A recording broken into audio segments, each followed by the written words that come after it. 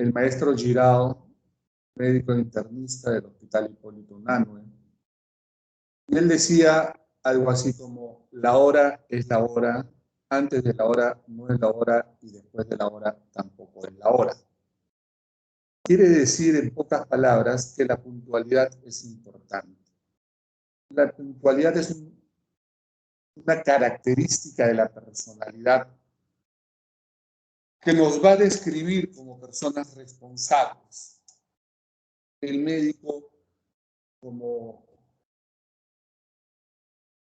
profesional y como ejemplo, debe caracterizarse por su puntualidad. Preferentemente es una de las características importantes. Porque esto va a denotar respeto hacia el paciente, ¿no? Yo no sé si alguna vez ustedes han estado de pacientes y el médico le dijo a las 4 y no llega, y son las 4:30 y no llega, y son las 5, no llega y llega a las 6. Una falta de respeto completa, ¿no? Entonces, 1. 2. Hay áreas en que la puntualidad es mucho más importante. Yo soy cardiólogo. Imagínense si llego 5 minutos tarde, y ha ocurrido, ¿eh? ¿Ya? Por ejemplo, yo recuerdo mucho una vez, ingreso a mi turno de guardia, y en mi turno de guardia, 8 de la mañana, estoy firmando el cuaderno de asistencias, y al costado está lo que hay shock trauma, y llega un infarto agudo. ¿Y las enfermeras? No había. Entonces, un infarto agudo de miocardio, el paciente hizo paro cardíaco. Las enfermeras, no había. Fíjense la importancia de estar en el tiempo adecuado, en el momento adecuado, en el sitio adecuado, y en el momento que les toca estar. No antes, no después. No, es que yo salí de mi otro trabajo y por eso llego acá a las 9. No, es que me agarró el tránsito. Sales media hora antes, pues. Si sabes que hay tránsito, sal antes. No, realmente no hay justificación. Y es una muestra de respeto. Dicho esto, comentario número 1, la puntualidad. Comentario número 2. Los exámenes en el promedio general están bien. La mayoría de alumnos aprobados, pero también hay notas muy malas. Pocas, pero malas. ¿Ok? Entonces, para tener en cuenta eso. Segundo tema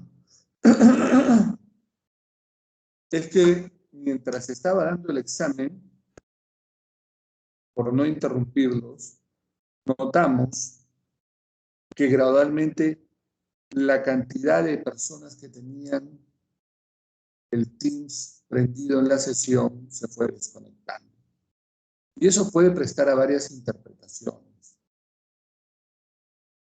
¿Correcto? Entonces, la próxima oportunidad al que apague el Teams, le anulo el examen. ¿Ok? ¿Correcto?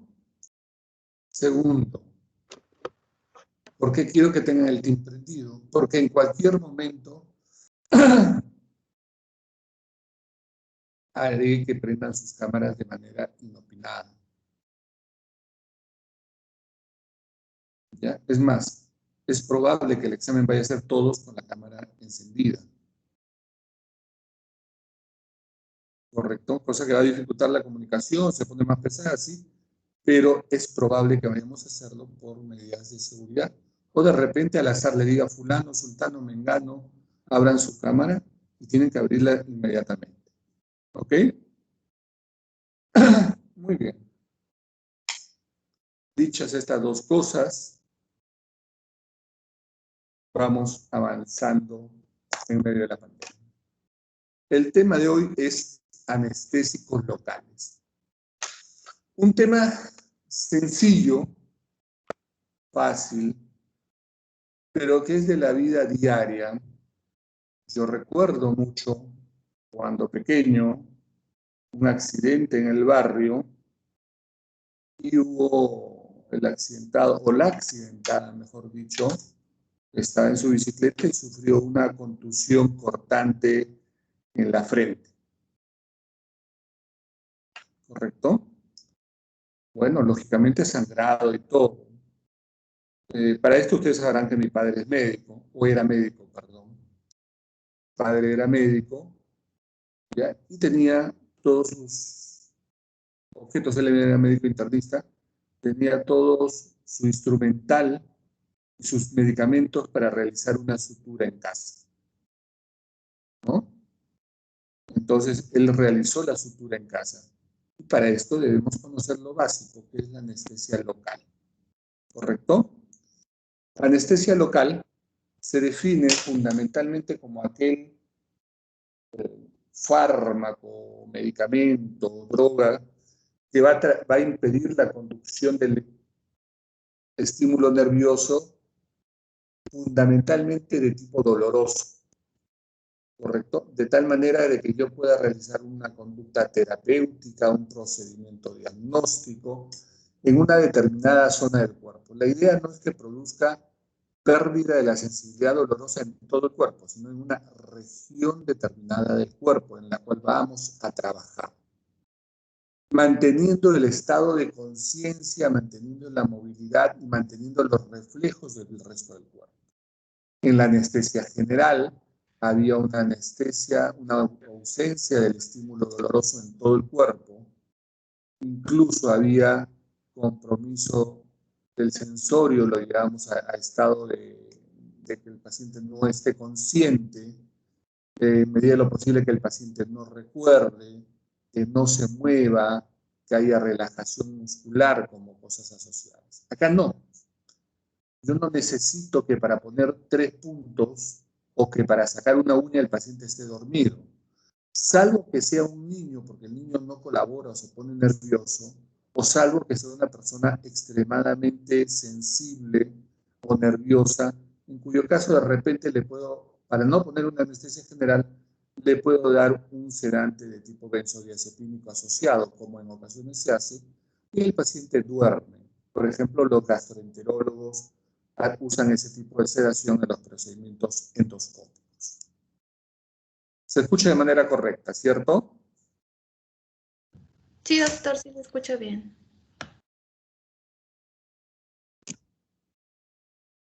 Los anestésicos locales son estructuras anfipáticas. Quiere decir que tienen características polares y no polares, extremos hidrofílicos y no hidrofílicos. Tendrá, por lo tanto, un extremo no polar y un extremo polar. Caracterizado el extremo no polar por un anillo que es de características lipofílicas y un extremo polar que es de características hidrofílicas. La cadena de intermedia determinará el número de carbonos que tiene la molécula y el punto de unión que determinará la naturaleza del anestésico local. El grupo hidrofílico generalmente es una amina terciaria derivada del amonio, de pobre solubilidad, ¿no? Y que su función es asociarse al canal de sodio, produciendo una interrupción reversible de la actividad neuronal. La cadena intermedia, como decía, va a determinar el número de carbonos, de 3 a 7 carbonos, de 6 a 7 nanomicras. Y esto, ¿por qué es importante determinar que tenga de 3 a 7, doctor? Lo que pasa es que menos de 7 no tienen actividad anestésica local. Y más de 7 van perdiendo su potencia anestésica local. De 3 a 7, cuanto más carbonos tiene, pues mayor será la potencia,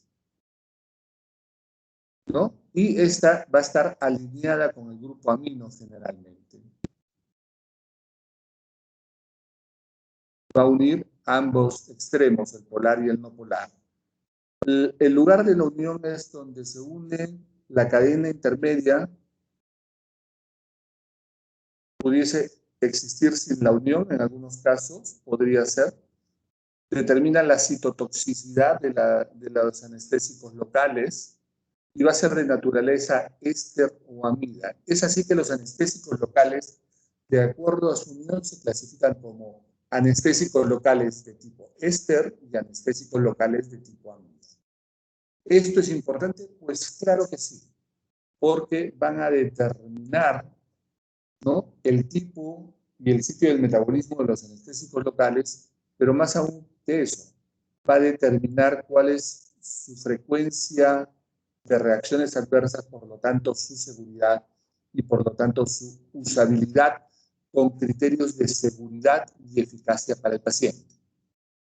El grupo lipofílico será un éster precursor del ácido benzoico, en otros casos será una amida, precursor de la anilina, y esto es importante porque este grupo, por su característica lipofílica, tiene la posibilidad de atravesar la barrera, la membrana celular y por lo tanto fijarse al dominio interno del canal de sodio. Si no atraviesa la barrera, le va a ser muy difícil, por no decir imposible, al anestésico local bloquear el canal de sodio. Y esto se asocia a la potencia, a mayor liposolubilidad, mayor peso molecular, mayor tamaño y menor velocidad de difusión. Los ésteres son la procaína, la tetracaína y la cloroprocaína.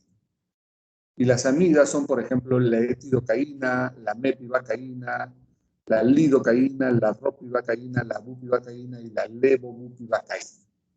Fíjense que en el extremo de los anestésicos locales solamente hay 3 moléculas.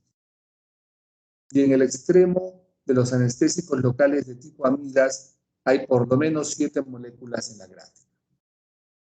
Quiere decir que las de mayor desarrollo han sido las amidas. ¿Y por qué? Porque una de las condiciones cuando nosotros trabajamos es brindar un fármaco efectivo y a la misma vez seguro. Y los ésteres son con mayor frecuencia más inseguros porque dan con un mayor índice, una mayor incidencia de reacciones adversas medicamentosas de tipo alérgico, por ejemplo. La liposolubilidad es una propiedad que permite atravesar los tejidos y la captación de la membrana de la fibra nerviosa y responde a la potencia del anestésico local. Su potencia reside en el anillo aromático. Siempre se habla con todos los fármacos con frecuencia de la unión a proteínas. Aunque el anestésico local nosotros cuando lo colocamos pretendemos que no pase a la circulación, el anestésico local normalmente tiene un pequeño efecto vasodilatador. La mayoría, excepto la cocaína, por ejemplo. Muy bien. Cuando pasa a la circulación, ¿por qué es importante? Primero porque nosotros pretendemos que el anestésico local permanezca en el lugar de acción y no en la circulación general. Entonces, al absorberse va a haber menos tiempo en el lugar de acción y por lo tanto su eficacia y su potencia y su tiempo de duración se van a ver alteradas. Número 1. Número 2. Al absorberse y al pasar a la sangre, ¿no?, normalmente es en pequeñas cantidades, pero cuando utilizamos en procedimientos quirúrgicos ya con anestesias más importantes como podría ser las anestésicas tronculares, la raquídea, la epidural, que se utilizan para producir anestesias por nivel infraumbilical en la parte pélvica y en miembros inferiores, ¿no?, para trabajar, por ejemplo, en las regiones pudendas, etcétera. Entonces, ahí se colocan mayores cantidades de anestésico local, en un espacio ya donde la absorción es mayor porque está ricamente vascularizado. Si esto pasa a la circulación, la concentración en sangre va a ser mayor. Y cuanto mayor sea la concentración en sangre, mayor será el riesgo de reacciones adversas. ¿no? Porque puede pasar por ejemplo, atravesar la barrera hematoencefálica y llegar al cerebro. Cuando está en la sangre, normalmente los fármacos viajan ligados a proteínas. Normalmente viajan ligados a proteínas. Y en este caso, la principal proteína transportadora suele ser la albúmina para la mayoría de fármacos, por afinidad y porque es la proteína plasmática en mayor cantidad. ¿Correcto? Pero los anestésicos locales tienen mayor cantidad, mayor afinidad, no mayor cantidad, mayor afinidad por la alfa-1 glicoproteína ácida, con la cual es altamente específica, pero el problema es que este carrier, este transportador, esta proteína plasmática, está en pequeñas cantidades comparativamente a la albúmina, por la cual tiene una baja especificidad, pero tiene una gran capacidad de transporte. ¿Por qué es importante el hecho de fijarse en proteínas? porque cuando viaja fijado a proteínas, tiene un mayor tiempo de vida media plasmática. Es así que los que más se unen a las proteínas plasmáticas son la bupivacaína, la ropivacaína y la levobupivacaína. El peso molecular, ya hablamos, que era de 6 a 7 carbonos, preferentemente está en relación al peso molecular. El peso molecular, cuando va de 220 a 350 Daltons, donde se encuentran la mayoría de anestésicos locales, a mayor peso molecular, mayor potencia. Y está en relación, por ejemplo, al número de carbonos. ¿Ya? Como les decía, normalmente los anestésicos locales son vasodilatadores por excelencia. ¿Ya? Y esto, excepto la cocaína, les mencionaba hace un rato, que es un anestésico local, como fue utilizado en un inicio.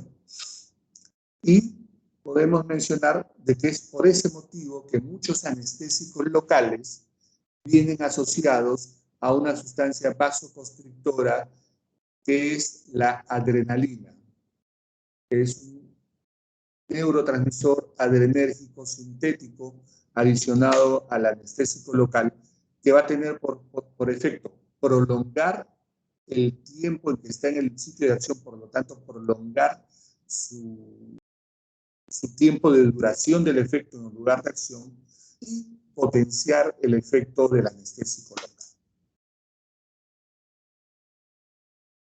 Es así que cuando hablamos de la latencia del fármaco, nos interesa muchas veces, por ejemplo, que el fármaco haga efecto de manera rápida, que tenga un periodo de latencia corto. Porque cuanto más largo, más vamos a demorar en comenzar el procedimiento. Y muchas veces, cuando estamos en una emergencia, estamos en una sala de operaciones, el tiempo es importante.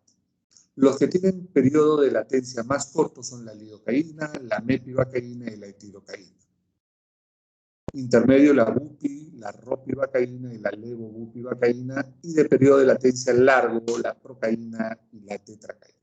Entonces yo preferiré utilizar un anestésico con un periodo de latencia corto o intermedio en todo caso. Su potencia, pues lógicamente yo trataré de que sea lo más potente posible mientras sea seguro. Porque yo lo que pretendo es hacer un procedimiento sin que el paciente sienta dolor, sin que el paciente sienta molestias, sin que el paciente sienta ningún efecto adverso. Entonces yo buscaré un paciente en el que el anestésico local haga efecto, pero de manera segura. Normalmente la bupivacaína, la ropivacaína y la levobupivacaína tienen una potencia alta, intermedia la lidocaína, la mepivacaína. Y la duración del efecto dependerá en virtud de qué procedimiento quiera yo hacer. Si quiero poner 2 puntos, buscaré de repente uno de acción corta, como podría ser la clorprocaína o la procaína. Pero recordarles que estos dos son de naturaleza éster. De duración intermedia, la lidocaína, la mepivacaína. Y de acción prolongada, la bupi, la ropi y la levobupivacaína. Es por eso que los odontólogos, como sus procedimientos son un poquito más largos, prefieren utilizar de repente bupivacaína o bupivacaína, o cuando no conocen mucho prefieren pues la lidocaína porque es el anestésico local más empleado generalmente, más conocido. En cuanto a su mecanismo de acción, podremos mencionar, déjenme ver si puedo hacer algo acá.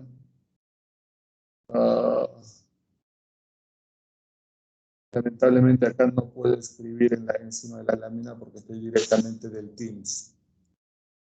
Bueno, hacia la parte, ahí tenemos la bicapa lipídica de la membrana celular, los canales de sodio, ¿no? Y tendremos hacia la parte superior la parte extracelular y hacia la parte inferior la parte intracelular, ¿no? Cuando el canal de sodio está abierto, ingresan los flujos de sodio y se generará el potencial de acción y por lo tanto la transmisión del impulso nervioso. El anestésico local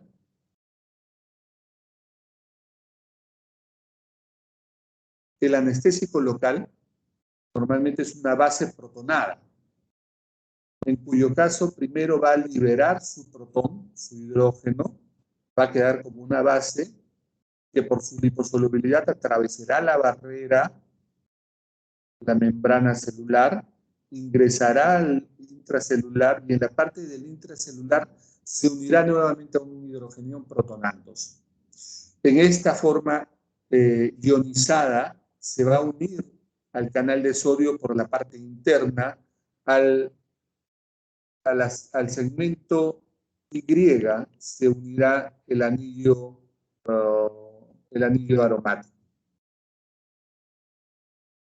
Esto va a generar que el potencial de acción se altere porque vamos a impedir la conductancia del ion sodio y por lo tanto cambiaremos la polaridad de la célula.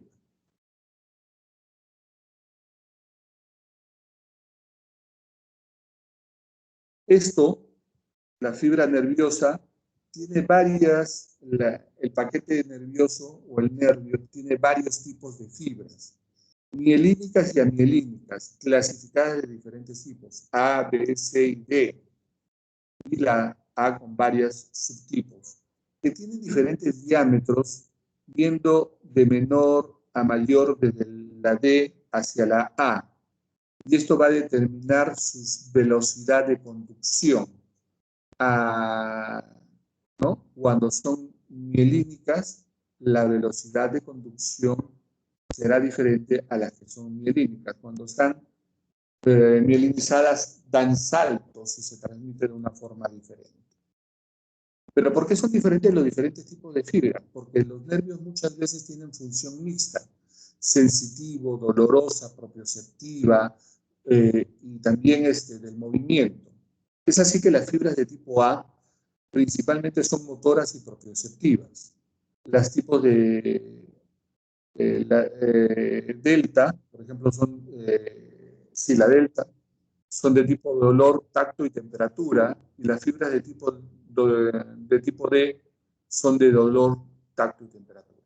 Es importante conocer esto, sí, porque cuando se produce la anestesia, primero y principalmente se deben bloquear las fibras que producen dolor y que perciben la temperatura.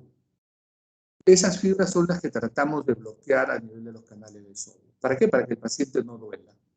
Cuando estamos en sala de operaciones, por ejemplo, yo recuerdo mucho que agarraba, ya ponían anestesia local, listo, vamos. Y antes de comenzar, el cirujano con la pinza peñiscaba al paciente en la área quirúrgica. Le preguntaba, ¿duele? Y cuando no dolía, ya estábamos en el momento quirúrgico. ¿No es cierto? Entonces, ¿por qué? Porque ya actuamos sobre estas fibras. Y tiene un efecto mínimo sobre la parte motora. Pero ustedes recuerdan cuando alguna vez han ido al odontólogo, ve muy bien, le da una pequeña hincadita con la agujita, la parte de la encía, duele, no duele, listo, comienza a operar, pero tú hablas normalmente. Pero a veces cuando te han puesto mucha anestesia, cuando termina el procedimiento odontológico, esa parte la tienes insensibilizada, de repente la sientes acartonada, como que no la puedes mover bien, y de repente algunos, incluso dependiendo de la dosis y del lugar donde hayan colocado, a veces se le cae un poquito de babita. Entonces, eso ocurre porque la parte motriz está alterada, ¿no? Entonces, la propagación del bloqueo debe ser de D hacia A, teniendo como principales focos, ¿no?, la fibra de tipo D, la fibra de tipo C y la fibra de tipo delta. Pero el anestésico local que se ha despolarizado de esa forma, cuando revierte, es en el sentido inverso. La interacción más importante de los anestésicos locales, es con la adrenalina. Y fundamentalmente lo que va a alterar es la duración y la potencia del anestésico local. La adrenalina, recordemos el anestésico local produce vasodilatación. Y al vasodilatarse se absorbe una pequeña cantidad, disminuyendo su eficacia y su tiempo de duración del efecto. Yo, al agregar adrenalina, lo que voy a tratar es de prolongar el efecto de la anestesia local. Disminuirá la absorción al producir esta vasoconstricción y, por lo tanto, mejorará el tiempo quirúrgico.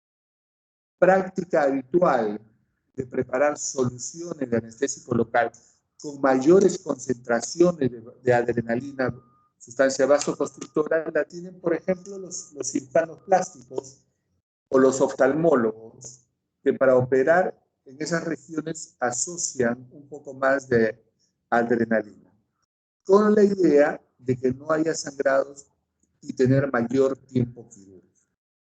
Y esto les permite hacer un procedimiento más tranquilo, más seguro, y no estar inyectando a cada momento anestésico local que se puede absorber, pasar a la sangre, tener mayor concentración plasmática y potencialmente dar reacciones adversas.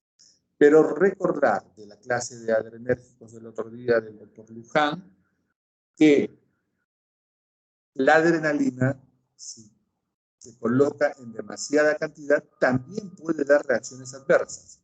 Más de una vez un cirujano, sobre todo plástico, que utilizan grandes cantidades de este tipo de soluciones, me han llamado a la consulta porque el paciente tiene aumento de la frecuencia cardíaca, porque tiene arritmias o elevación de la presión arterial.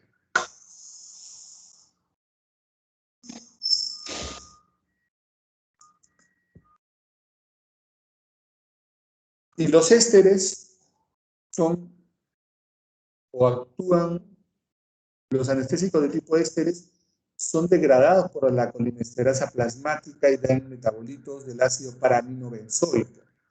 Esta sustancia es la responsable de las reacciones alérgicas y por lo tanto de la impredecibilidad del efecto del fármaco. Nosotros cuando usamos un fármaco tratamos de que sea seguro y predecible. Tenemos que saber qué cosa puede ocurrir. Pero si la reacción es impredecible, es mejor no utilizarlo porque podría traernos problemas graves. Las amidas, en cambio, se metabolizan a nivel del microsoma hepático y dan metabolitos en la gran parte de tipo inactivo.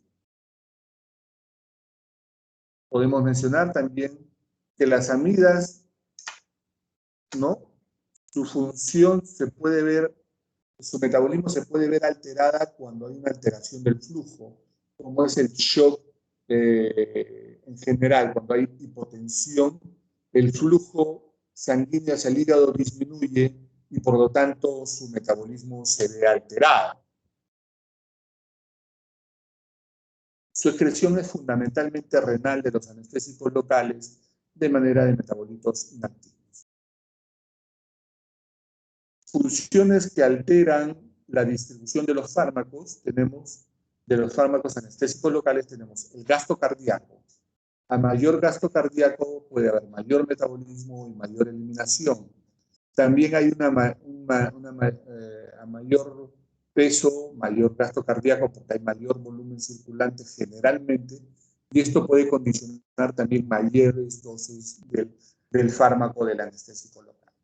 Recordar que en el embarazo el volumen circulatorio se ve alterado y por lo tanto los anestésicos locales tendrán una alteración en su distribución, pero además la presencia de las hormonas durante el embarazo van a alterar la sensibilidad del anestésico local.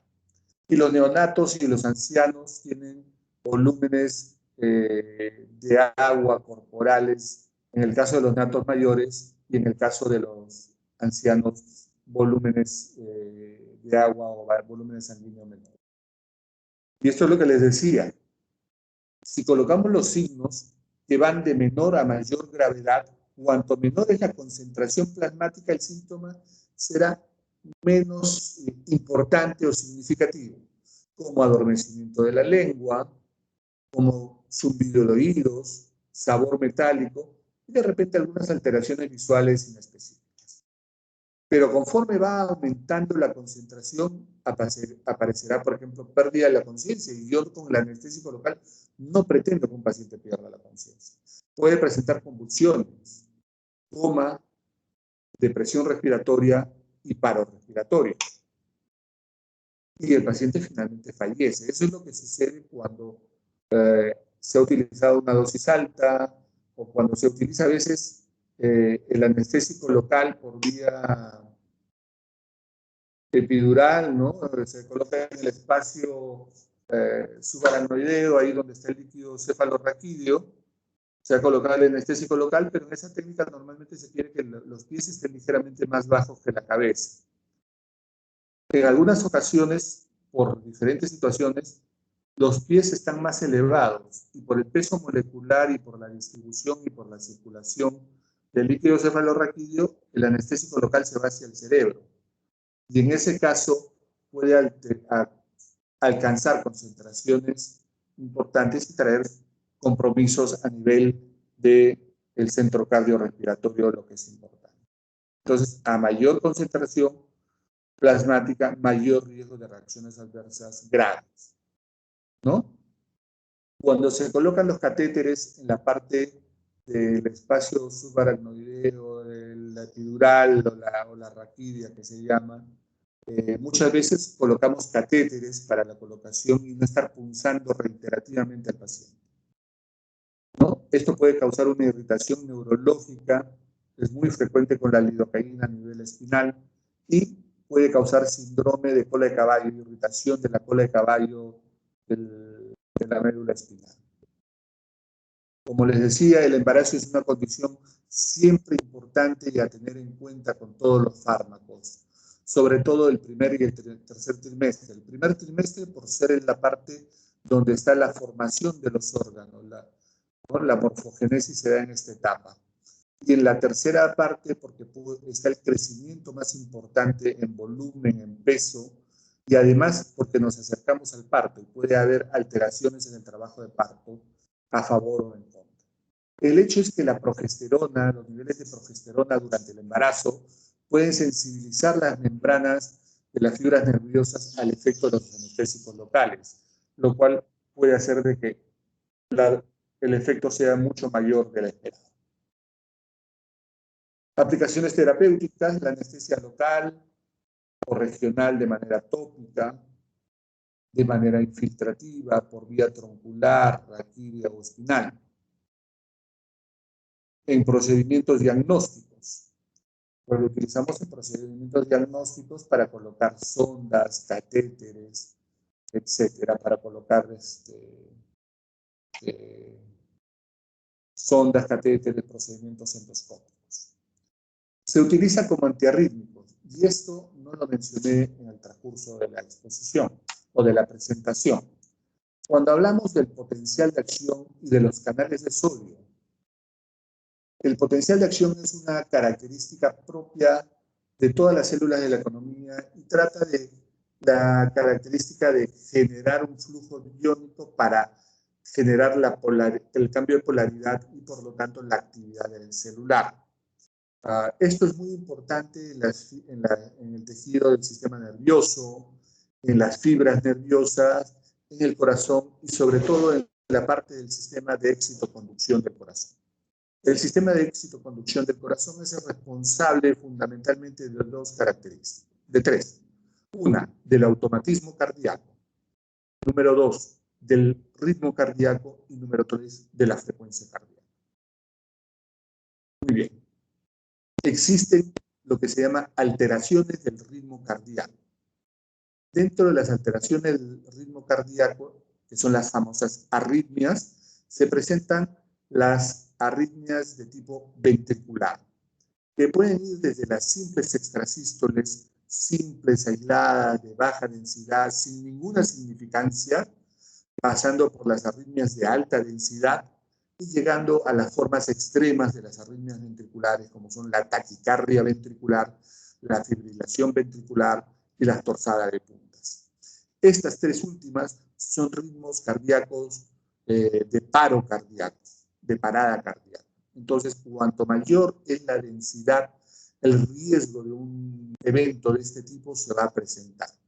Nosotros, por ejemplo, cuando tenemos, o teníamos, cada día es menos, cuando teníamos en los pacientes infartados, en el posinfarto inmediato, después de trombolisis, comenzaba a presentarse una arritmia ventricular de alta densidad, ¿no? Pongamos más de 10 extrasístoles por minuto, pues al paciente había que ponerle algo para disminuir la frecuencia porque podía desencadenar en una fibrilación ventricular y la potencial muerte del paciente. Y en ese caso le poníamos en un primer instante bolos de lidocaína y posteriormente, si es que persistían, infusión de lidocaína. El único anestésico local con efecto usado, probado y en guías y protocolos de manejo de arritmias ventriculares es la lidocaína. ¿Correcto? E incluso están en las guías de procedimientos. En las últimas guías ya no están, pero están en las guías anteriores del Manual de Reanimación Cardiopulmonar de las sociedades europeas y americanas y por lo tanto también en las guías nacionales.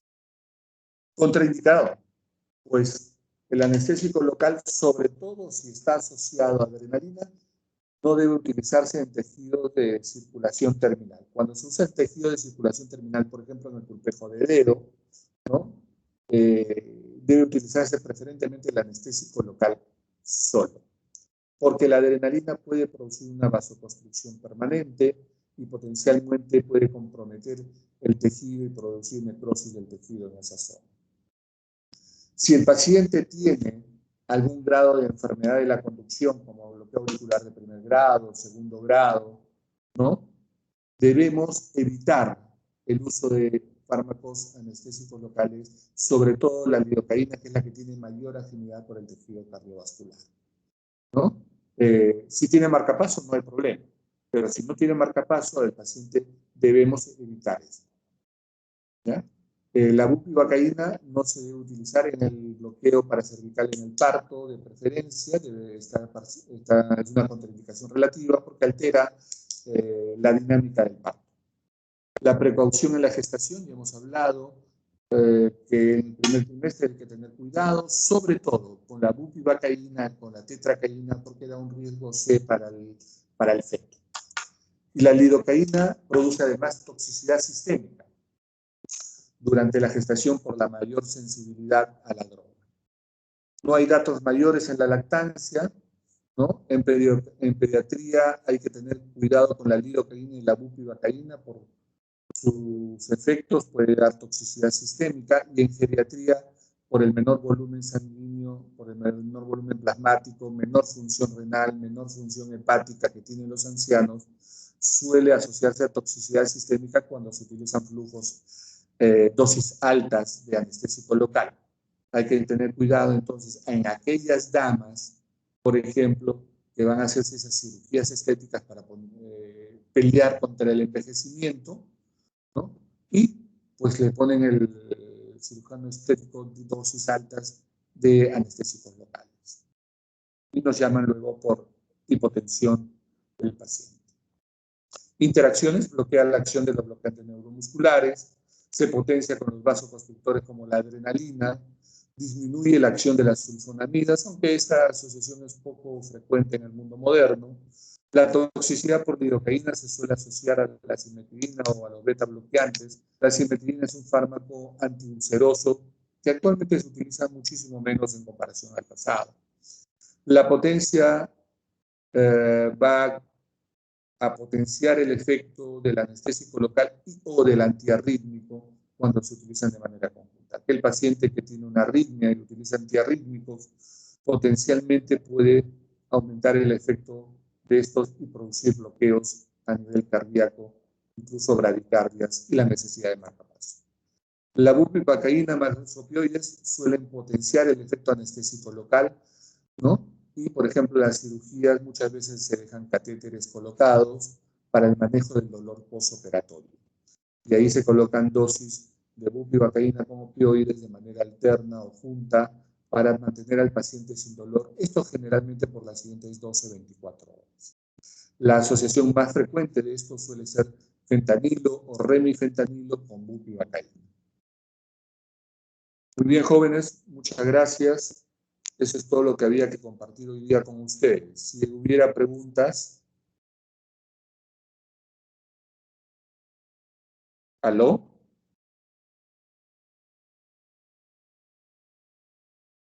Sí, doctor, ¿Aló? lo escuchamos. Sí, lo escuchamos. No sé si alguien tenga alguna pregunta.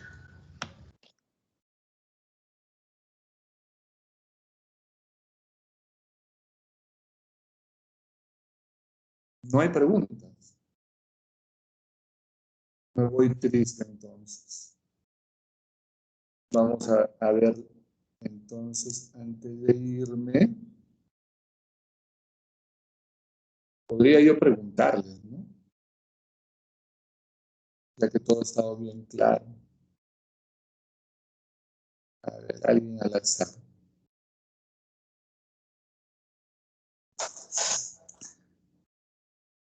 Catherine del Milagro Montalbán.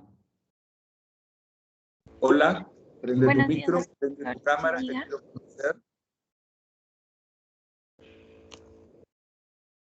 Buenos días, Micro. doctor. ¿Dónde estás, Catherine? No te veo.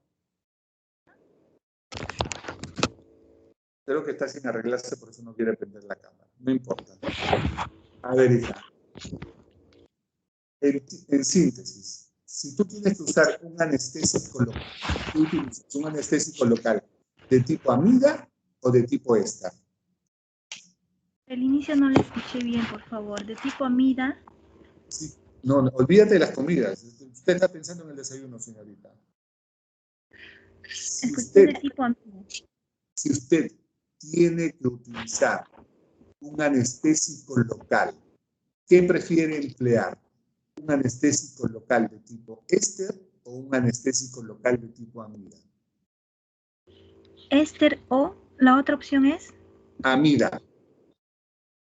de tipo éster, doctor. He estado dormida en la clase. Estoy diciendo varias veces que el éster es impredecible y tiene mayor frecuencia de reacciones adversas. Preferimos utilizar los anestésicos locales de tipo amida. Gracias, doctora. A ver. A ver, a ver. Carazas, Lisette. Sí, doctor, buenos días. Hola, Lisette, ¿cómo estás? A ver. Si yo tengo que hacer un procedimiento, por ejemplo, un corte en cuero cabelludo, unos... No, en cara, que es más delicado para una dama. Una dama, tengo que realizar el paciente tiene un corte de aproximadamente unos 5 centímetros, ¿ya? Pero el corte y la sutura en la región de la cara debe ser muy delicado, cuidadoso, meticuloso, con toda la paciencia del mundo, poniendo los puntos exactos para no dejar cicatriz o por lo menos no dejar una cicatriz fea. ¿Correcto? Por lo tanto, yo necesitaré trabajar con la menor cantidad de sangre y necesitaré trabajar con la mayor calma y tomarme el tiempo necesario, no hacerlo rápido. ¿Qué tipo de anestésico local utilizaría usted? Uno de acción cuya duración sea baja, intermedia o prolongada. De acción prolongada. Y de acción prolongada, ¿cuál preferiría usted? Lance un nombre. Equivóquese, ahorita estamos conversando, no hay problema. El día que no puede equivocarse es en el examen y después en la vida diaria.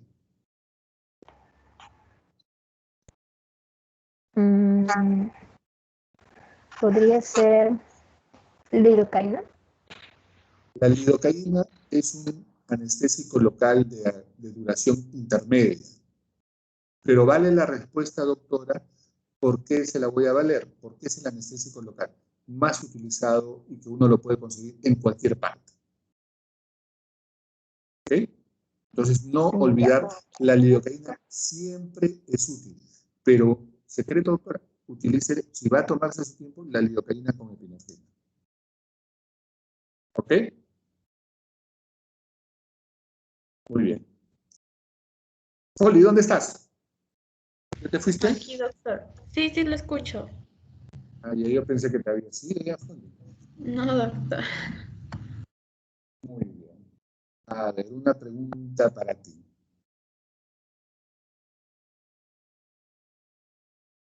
Dígame. Doctor, cuando le dijo a la compañera que usara la lidocaína más que, no le entendí bien. Adrenalina, epinefrina. Ah, ya. Gracias. Muy bien. A ver, Foley. ¿Cuál es el extremo lipofílico? ¿El extremo polar o el no polar? ¿El extremo qué me dijo? ¿Polar o el extremo no polar? Sí, pero ¿cuál fue la pregunta antes de esa, doctor? Disculpe. El extremo lipofílico, me dijo, doctor. ¿Cierto? A ver. Tú tienes el extremo polar y el extremo no polar del anestésico local, ¿correcto? Sí. ¿Cuál de ellos es lipofílico? ¿Cuál es el lipofílico? El no polar, doctor, el que tenía forma de hexágono, creo. Ok. ¿Y por qué es importante el extremo lipofílico? Porque va a tener, creo que eso se va también a lo que es la farmacocinética. Va a ser un poco más fácil el que las pueda añadirse, así por así decirlo, el fármaco que estoy usando. No sé. Me estás palabrando, Foley. Acuérdense ustedes, los liposolubles siempre va a ser el nombre. Liposoluble, es soluble en lípidos. Y por lo tanto es más fácil que atraviese membranas. Por lo tanto es más fácil que atraviese la membrana celular, las barreras como la barrera hematoencefálica. ¿Correcto? Entonces, ese es el dato importante con los productos de liposolubilidad. ¿Ok?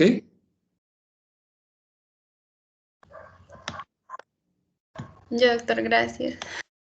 Muy bien, jóvenes.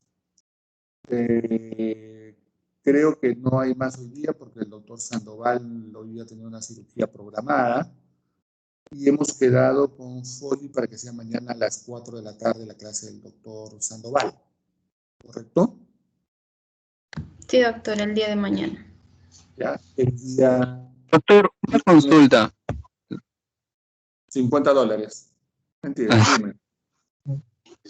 Doctor, por ejemplo, cuando usted mencionó que, bueno, la compañera Lisette, que por ejemplo, si es que se está operando, en ese caso la cara, se colocaría adrenalina, ¿verdad? Para favorecer el tiempo de duración. Lidocaína con Claro, lido epinefrina. más adrenalina. Claro. Ya. Pero, por ejemplo, ¿esa colocación es a nivel endovenoso o a nivel No. raquídeo? Generalmente se realiza por infiltración.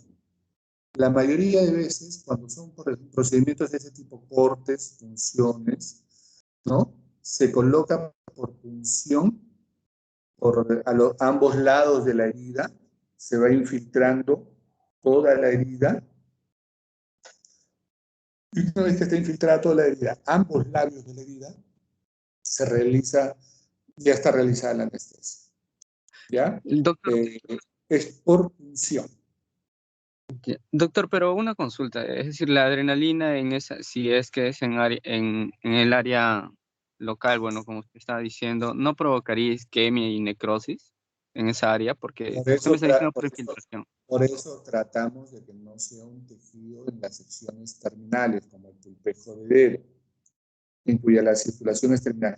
En cambio, en otras regiones de la economía, la circulación tiene el flujo por varias asociaciones de circuitos arteriovenosos. Entonces, el riesgo de necrosis es menor. Lo que hay que evitar es de que la dosis de adrenalina sea alta. Por eso generalmente dice lidocaína más epinefrina al 2%. O sea, la dosis de la epinefrina es muy bajita en la solución total. ¿Ok? Ya, doctor, gracias. Por ahí alguien me preguntó por el texto, ¿cuándo utilizo anestésico local? Solo, sin epinefrina. Yo puedo utilizarla cuando voy a hacer un procedimiento corto, ¿no es cierto? Cuando voy a realizar una sutura corta, no necesito eso, voy a poner 2 puntos, 3 puntos, entonces puedo utilizar un anestésico local, sin epinefrina. ¿Ok? Muy bien, jóvenes.